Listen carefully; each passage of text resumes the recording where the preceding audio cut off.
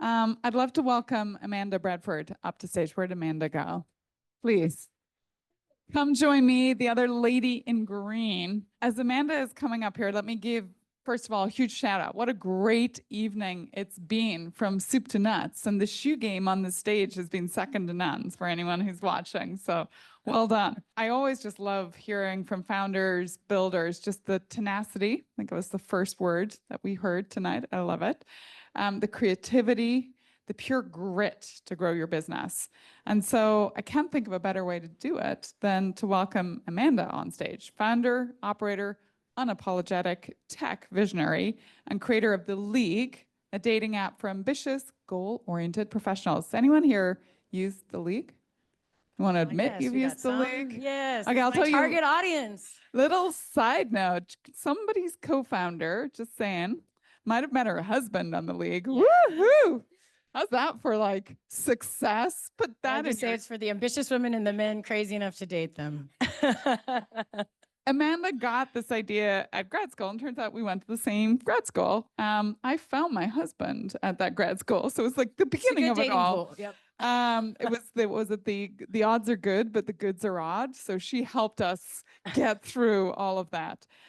She did eventually sell her business to Match Group, all while staying really true to her mission of helping ambitious people find really meaningful relationships. So Amanda, so glad to have you here. Thank you for doing this. Thank you so much for having this event.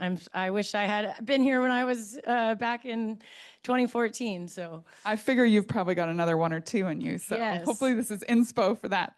But let's go back to the beginning of The League. So take us back. Like, what was the idea that got sparked in you when you just knew you had to put it out in the world? What was that like?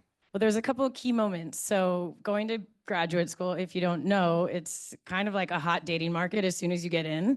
In Stanford, at least, there's like 300 people. There's like a single cohort of people that are obviously like on the market and looking. And I think in a class of 300, we had about 30 couples that formed in probably like the first semester, right? So that's kind of like the back context of just sort of like where I was. I unfortunately decided to go to business school with a boyfriend, which I don't recommend.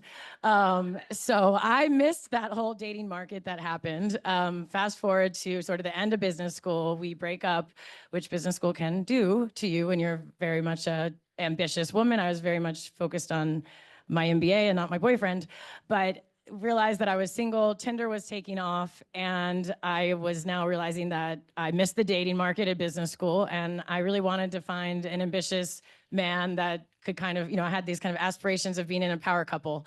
And I thought about it, I was like, should I just go back? Like, should I stay back a year? But Stanford's very expensive, and I don't recommend that. I was like, I do not want to pay another $100,000 to stay back a year at sleepaway camp. Why don't I just try to find all these people and put them in a database? And like, we shouldn't have to go spend $100K and go to Stanford Business School just to find ambitious, eligible men, shouldn't we? Right? Women, right? We should be able to find that ourselves. So basically, that was kind of the premise. And then Tinder was taking off. I remember like one of my flashbacks is this guy. His name was Bo. He had a Duke shirt on. He said he was a lawyer. So I spent literally like 3 hours trying to find him on LinkedIn by reverse engineering what his age was to be what his graduation was, to see if I could find him at Duke, to see if he really is who he said he was. Because I didn't really want to be like that girl on a dating app being like, hey, so do you have a job? And like, did you go to a college? I mean, I didn't want a guy that was like living on his parents' basement and wanted to, I wanted to kind of vet these suitors, especially I was in Palo Alto. So you're kind of driving to San Francisco to do these dates. So I wanted it more vetted. So that was like one inspiration. And then the second inspiration was Hinge was coming out, and Hinge was a little bit more, a little more in kind of more serious, less hookup. So that was kind of the new trend for our demographic. But I remembered looking up someone on Hinge, and they didn't have to put it, you don't have to put in your school or your work, it's all optional. And so I was like, they really need to just use LinkedIn. And I remember writing a support ticket to Hinge, like support@hinge.com, being like, you guys should like really use like LinkedIn. And then I remembered, I was like, let me just look up who like owns Hinge and like who started Hinge. And lo and behold, it was a guy that went to business school who had less of a tech background than me. I worked at Google, I worked at Carnegie Mellon, I studied, I knew HTML, I knew a little bit of code, enough to make engineers annoyed, but not like, I wouldn't call myself a programmer. But I was just like, wait a minute, he did this, he has no technical background. Why am I like just assuming I can't do this? And so it was kind of like a female, I don't know, I almost felt like I assumed just that it would be too hard, or I didn't have the network, or I didn't know what to do. And so then when I saw that, I was just like, I'm just like him. So I just decided to hire an engineer. That's a lot longer story about how many engineers I went through, but just decided to kind of put one foot in front of the other and start building the product that I wanted, which was kind of a curated community where people like were really high intent that wanted to be there. You put in your LinkedIn, you say who you are. It's like you're kind of authentic. You're not hiding behind just a photo. I wanted more than hot or not. And so that was kind of the I guess like the 3 flashes of inspiration. I love that. And I do find that when we're in these rooms, I think one of the reasons why, Karen, I think you said it, why the data, once you get over all the anik data, which is bullshit, to the real data, why it should really be a 50-50 world, is because women really tend to found things from their own lived experience. Kind of we hear in this room, 100%. which actually makes them incredibly authentic when they pitch, as long as they remember to be authentic and pitch themselves and not this thing they think they're supposed to be. Yeah. Okay, let's go back to that beginning. So 2 questions. One is, how did you get it off the ground? Like, how did you bootstrap it? How did you fund it in the beginning? You're coming out of probably a boat shitload of debt like I did. Yep. And then you said you're the first couple of people that you hired, but like, how did you think about a founding team? It's so important, kind of sets the culture of the organization. Yeah. So, I, of course, you have a pit bull or German Shepherd or whatever. Eventually I did get one, but it took me a lot longer. It took me longer than I should have. But no, I think, finding Mr. Right, of course, everybody wants to have their like technical co-founder, this perfect person. I equate it to dating. I use a lot of dating analogies in business. So bear with me. But of course I tried to, interview different engineers to be like my co-founder and have kind of your classic 2-person team. I got rejected from a bunch of accelerators because they don't like single founders, especially if you're not the one like doing the iOS engineering, which I wasn't going to be. And so I had an Indian outsourced shop that I tried for a couple of weeks and quickly realized that was like not an efficient way to build a product. They were taking like a couple of days to get back to me. All the things didn't work. There was all these middlemen. So then I ended up finding through a network, a guy who had just graduated Stanford, who majored in international relations. He did not have a computer science degree. In fact, he only took 1 engineering class, which was the iOS class, which I actually tried to take when I was in business school, when I promptly dropped because it was very hard and going to be a lot of hours of work. But so he passed the class, I didn't. So basically he was like, yeah, I'm thinking about doing some consulting. So I paid him, I think I paid him either $4,000 or $6,000 a month to basically like almost be like my placeholder co-founder. Like I was like, okay, I'm going to pay you. You're going to be a consultant. And then we agreed on a 5% equity. As soon as he got me an app that I could put it in the app store, he was going to get vested, accelerated vesting. And it was, it's a lot to pay someone, but I also was like, I kind of wanted someone that I could be next to, and I was finding bugs and we could talk to each other. So we actually developed the app between June and November. So it's only 4 months. And it was a very, very MVP, I would say. This guy did not know really how to code. So I think one of your other questions is like, when do you ship? Do you wait for perfection? And we definitely didn't. So our kind of learning was just get it out there, and then you can kind of iterate, and you're always going to be upgrading your team, your talent, your product, but just getting things out there was really important. And then as far as like my other team, the kind of key hires for me, my first was a community manager. I put a job rec out, and then I ghosted her like 5 times because I'm an ADHD like founder that's like not very good at writing people back, or my texts are very, my texting etiquette is very bad. So she had to email me. She had to follow up like 5 times. And on the 5th time, I was like, this girl is my girl. And so she became my community manager. So she started like reviewing all applications, managing customer support. I had my designer who was my, I played volleyball at Carnegie Mellon. She was on the volleyball team with me. She saved me from launching with a martini glass as a logo that was going to be a funnel, doubled as a funnel, get it vetting, you know, curated community. She was like, absolutely not, Amanda, please let me help you. So she made the brand much like cooler and cohesive and amazing. And then probably my third biggest hire was my executive assistant. I decided I wanted like the best executive assistant in the world that had worked with a lot of people. So I got someone who was 10 years older than me, a gay man named Marco, and he brought so much organization and he helped me so much that the whole organization eventually started referring to the time as, you know, instead of BCAD, it was like before Marco, after Marco. Because that's like how much he changed our organization. Like we started having people got birthday, like things like flowers on their birthdays. And we had like Thanksgiving celebrations. And he started like making sure the, I don't know, the bills were paid. And my payroll was happening. So it was just, yeah, so he ended up promoting him to chief of staff. But you know, I joked that when I hired him, I told him like all the kind of dirty stuff he might have to be doing. Like it's actually where you have to take out the trash. Like someone has to take out the trash. So there's like, you know, it wasn't a very glamorous job, but it was kind of like quasi office manager, Amanda's personal assistant, and then became kind of a chief of staff where he was almost like managing the customer support people and he was almost our head of people. So I really made him do kind of everything that I was bad at. There is a lot to be said for that kind of best athlete, like in the beginning. And yeah, and just, you know, if it's not working, it's not working. Move on fast. Like you'll know when you've found that person, whether it's your tenacious German Shepherd, I'm not going to use, or your jack of Marcus of all trades. Yes. Like there is going to be that person, and be selfish about it because they are the person that kind of protects you when all the other stuff is going on.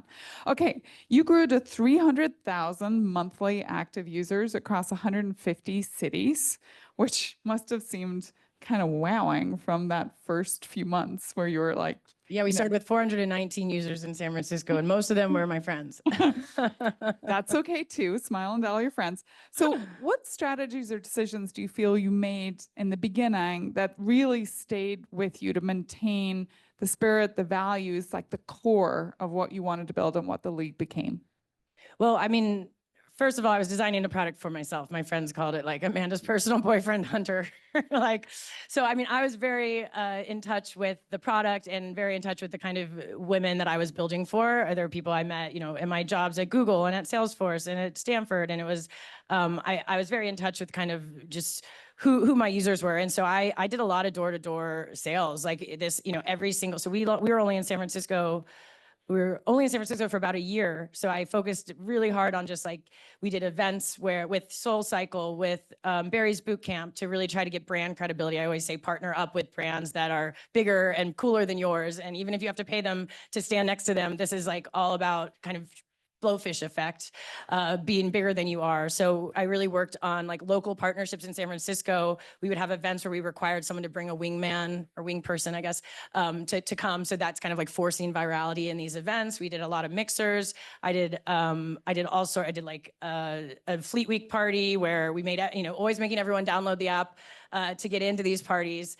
So I was like shaking hands and holding babies, that kind of stuff in San Francisco. And then when we launched New York, I did the same thing. So I'm emailing every single person, individual emails. I mean, there was some mail merge here and there, but like for the most part, it was like, hey, you know, I know you from this, my friend who worked at Goldman Sachs knows this person, and I would email them. So it was a very much like outbound sales. Hey, do you know anyone who would be a good fit for my app? And so I was pretty much like salesperson number one. So did a lot of email marketing.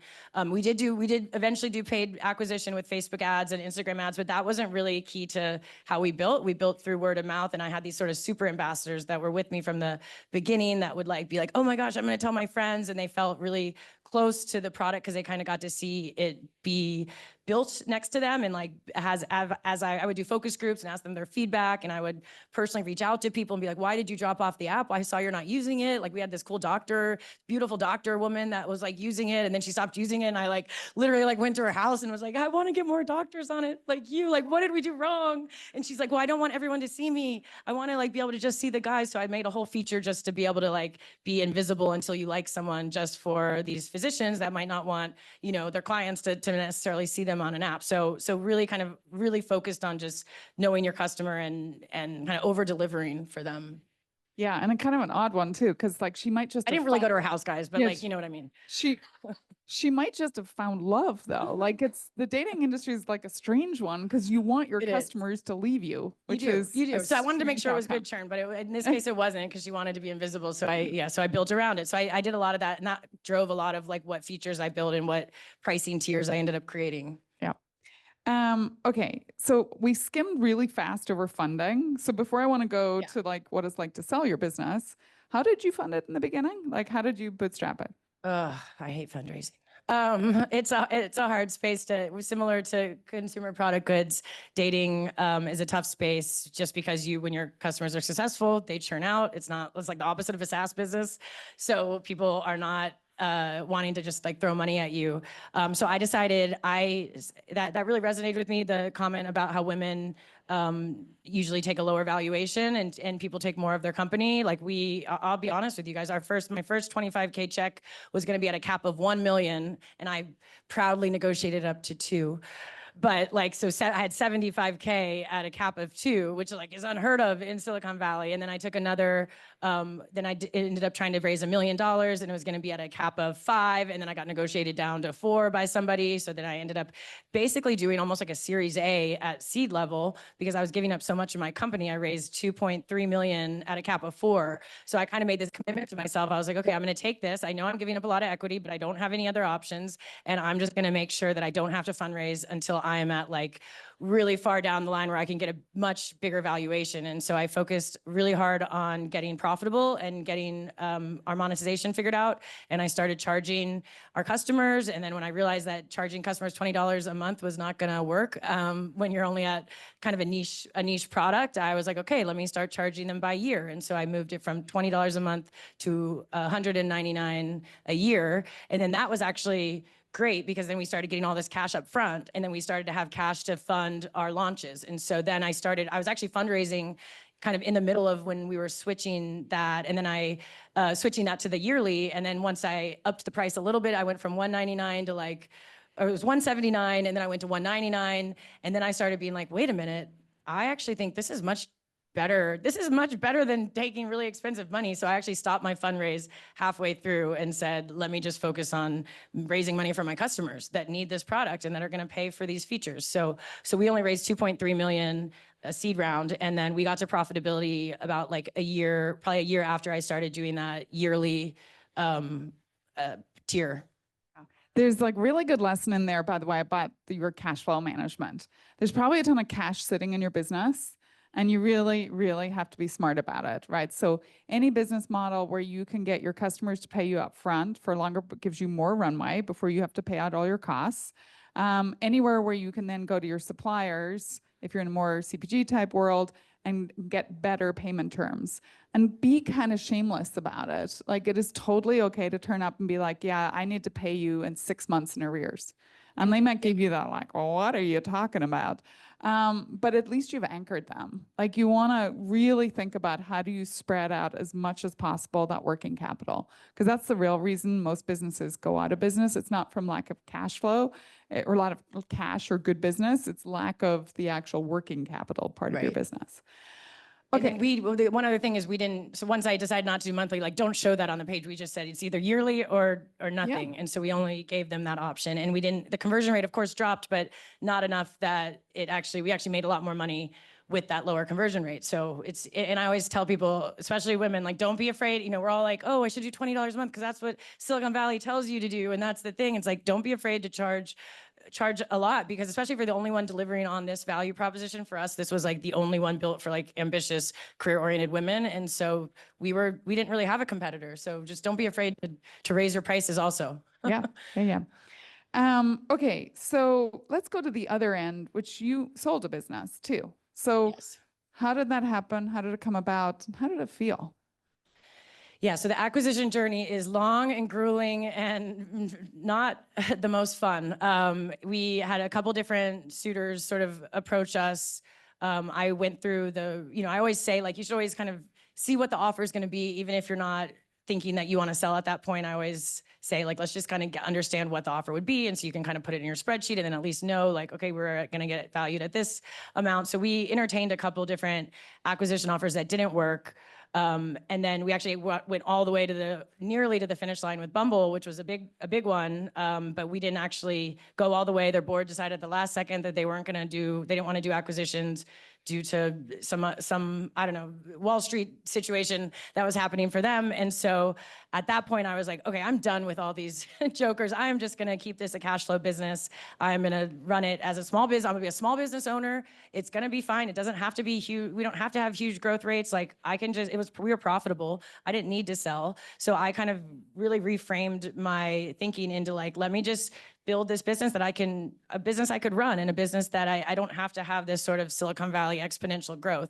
And then, of course, as soon as I decided that, Match knocks on our door and says, hello, we would like to buy you. As soon as I had conviction on, becoming this small business owner and being proud of it. And so then I actually ghosted them a couple times. And then finally my banker was like, Amanda, they're really serious. There's 2 champions over there. They want to get into this career-oriented vertical. I think you should just at least meet them. And I was like, fine. I was so burned out and so just disillusioned with all of these corporate men that I had been dealing with. And, but lo and behold, Match was very serious. And they were like, we can get this done in 6 months. We're gonna deliver on our promise. They are very good at acquisitions. They've done a lot of them. So they were pretty straightforward to deal with. And then I did a lot of soul searching because like I said, we were profitable. I was paying myself well. My team was getting paid well. We weren't growing super fast though. And I think in consumer, I had this fear of if you're not growing, you're dying. And then I knew that I had seen what happened to Hinge. Hinge had sold to Match when they were about our size, and then Match kind of supercharged them, and they suddenly became almost as big as Bumble in 2 or 3 years after being acquired. And so I kind of saw how they were able to fulfill their potential. And, they say your startup is your baby, but I was kind of like, I want my baby to go to Harvard too. So I think I kind of did what I thought was best for the brand, even though, I think the word, the bittersweet word is very apropos for this. Is there just a gotcha? If you coulda, shoulda, woulda done it differently, still sold the business, what's a good piece of advice for everyone in the audience? Something you're like, oh, I wish someone had told me that. Well, I think I assumed that as soon as we were in this mothership, everything was just going to be they were going to give us the Hinge playbook, and all of a sudden we were going to be at 100 million in revenue, and up there as well known as Hinge, and they would parachute in these veteran people that would just kind of know exactly what to do, silver bullet, right? And then I think that was what was not true in these big companies, these conglomerates especially. There's a lot of the people that know how to do things turnover, and then the people that were there for certain periods of time at Tinder and at Hinge might not even be there anymore. And then also the way a lot of conglomerates work is the brands are actually kind of slightly competitive with each other because you're all kind of jockeying for the same marketing budget. And so they're no one's really incentivized to help you if they're over there. So we did not have a Sarah. I assumed we would have gotten an amazing finance person that would have come in and just sort of helped us figure out how to grow really fast. And instead we were kind of it was sort of we were the same, we had all the same things, the same team, the same size. We had more headcount, more marketing budget, but then we had to go through 1 million approvals to spend the marketing budget, 1 million approvals to make the hires. And then we weren't even allowed to choose what the salary range would be of the people we hired. So you almost have all these headwinds against you, and you can't really even use the kind of fancy headcount and budget that you get. So I think that was, I guess my biggest learning was it's not going to be a silver bullet no matter who you sell to. And there's no guaranteed growth. I mean, we're growing, but we're nowhere, it's not like they had some secret recipe that is just going to make your brand into a global powerhouse. When I hear this though, I also hear things you can negotiate for. You might not think it, but if you're ever selling your brand or getting financing, there's always more to negotiate for than just money. Marketing budget, yep. But you might not know that. When I'm on the other side, often buying companies as a CFO, I look around my organization. I'm like, who is the executive sponsor for this? Because we are not buying anything till I have Yes. someone right here whose job it is to make this really successful. And they become your advocate for things like headcount approvals and so on. But you can negotiate a lot of this stuff on the way in. And by the way, the more things you put on the board to negotiate for, always means then you actually have something on the other side that doesn't just become about the money, but it actually might mean you ultimately get more for the thing, whether it's like more bang for your equity as you sell it, or just ultimately for the whole thing that you're selling. So put a lot of things on the table, not just Put more on. like the one And thing. one thing I learned too is my personal earnout package, I like negotiated very strongly because that was one way I kind of got to the number that I wanted to sell for, was they gave me like a personal like 2-year retention package, but I did not think to negotiate a floor, and that was given to me in all equity. So that was, when I got that package, the stock price was at 73.